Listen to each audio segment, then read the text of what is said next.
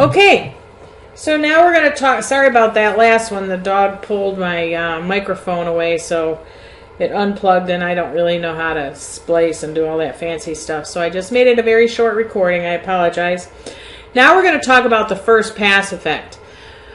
The first pass occurs when, as we talked about when we talked about bioavailability on a trip through the body.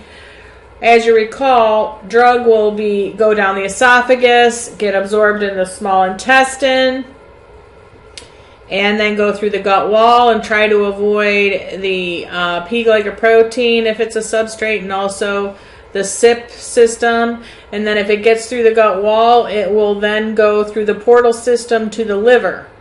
So we're talking about hepatic clearance, so now we have to talk about that first pass through the liver. So here's the liver. So the first time drug comes through the gut wall and then comes through the portal system into the liver. The liver is waiting there with all kinds of enzymes. So the first pass effect is drug going through the liver before it gets to the rest of the body, the systemic circulation, right?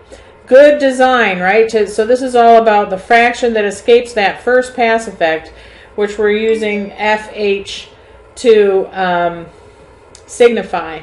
So the fraction that escapes the first pass effect is going to be related to the extraction efficiency of the liver. The larger the extraction efficiency, the lower the fraction that escapes that first pass. And we'll call these drugs often high first pass drugs. So they have a large amount that's removed as they go through the first pass. Drugs that we see this with will be drugs where maybe there's a much higher a much higher dose given PO than given IV to get the same effect. These are always high extraction drugs. Drugs with a high first pass, right? Drugs with a high first pass are going to have a low fraction that escapes the first pass effect. Therefore, they must have a high extraction rate by the liver. So these are all high extraction drugs. If FH is equal to 1 minus E, which we've already talked about many times, so I think if you can buy that, then you would come up with FH being equal to Q over Q plus intrinsic clearance times fraction unbound using the well-stirred jar model. You can do the math. I did it in earlier versions, but I don't think it's worth spending time on. If you just can do the arithmetic, it's not hard.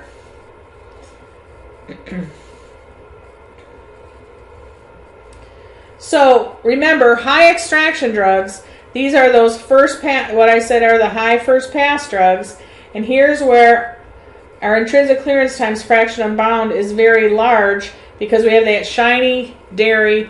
The enzymes are very attracted to the drug and very active against the drug, and so the rate limiting step is Q, isn't it?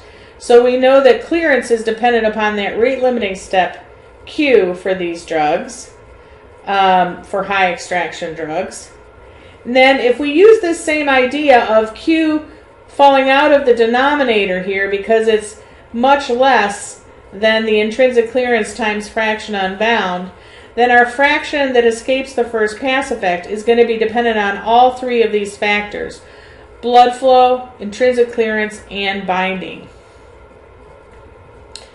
Now, well, we'll get to that in a minute.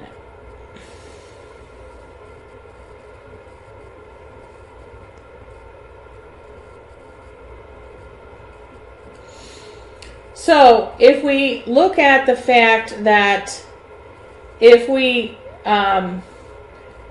make all of our adjustments, or we can get this reduced down to the fraction that escapes first pass effect being approximately equal to Q over intrinsic clearance times fraction amount. This is for high E drugs only. And obviously this is only for this is a bioavailability term, so it's going to not be in effect for drugs that are given IV, but only by drugs that are going to need to be going through the liver first, which would be mostly PO drugs. So when a drug is given by a route and by route I mean route if you're from Ohio, so route by a different route. So if you take a drug IV, it's going to go straight into the systemic circulation. So you don't go through the liver first, right? But if you give it PO, you come down the GI tract, get absorbed in the small intestine, make it through the gut wall, and then it has to go through the liver first. That's a first pass route. And for fun, I had a we decided to call it route, and that way there's no confusion. And then I had a wonderful student from Puerto Rico, and she wanted to call it the rauta. I have to roll that R. So the rauta. Don't get confused whether I say route, potato. But these are going to be what we call route dependent. So it depends on if we're giving it PO or we're giving it IV right into the systemic circulation. So when given by a route that will pass through the liver before reaching the systemic circulation, then these factors here are going to affect how much of it makes it through the liver without being eliminated. Oops, I forgot to do my erasing. So high extraction drugs are considered to be route dependent or route dependent, or depending on whether you give it IV or PO.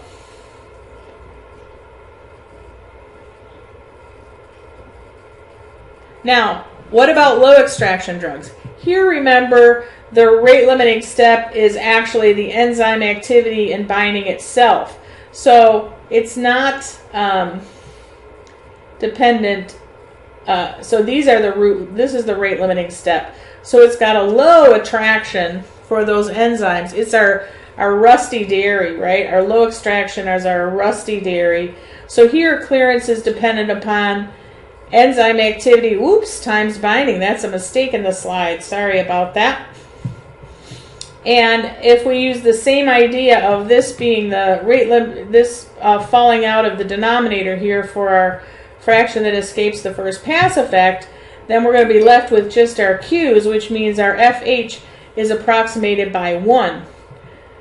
So what that means is that we don't have route dependence or route dependence. There is no route dependence because the fraction that makes it through that liver is considered to be 100%, all of it. Believe me, this makes our life easier. You'll find that out in a minute. So for low E drugs only, the fraction that escapes first pass effect is 100%. So we don't have factors that are going to alter it. When given by a route that will pass through the liver before reaching the systemic circulation, most of the drug will remain intact and make it into the systemic circulation. So in effect, we have an FH approximated by 1 for low extraction drugs. Oops, this should say low extraction. I really screwed this up. I apologize. I'll go back and fix those slides. I was editing them and I guess I wasn't very careful. Okay, that's it for this one. Talk about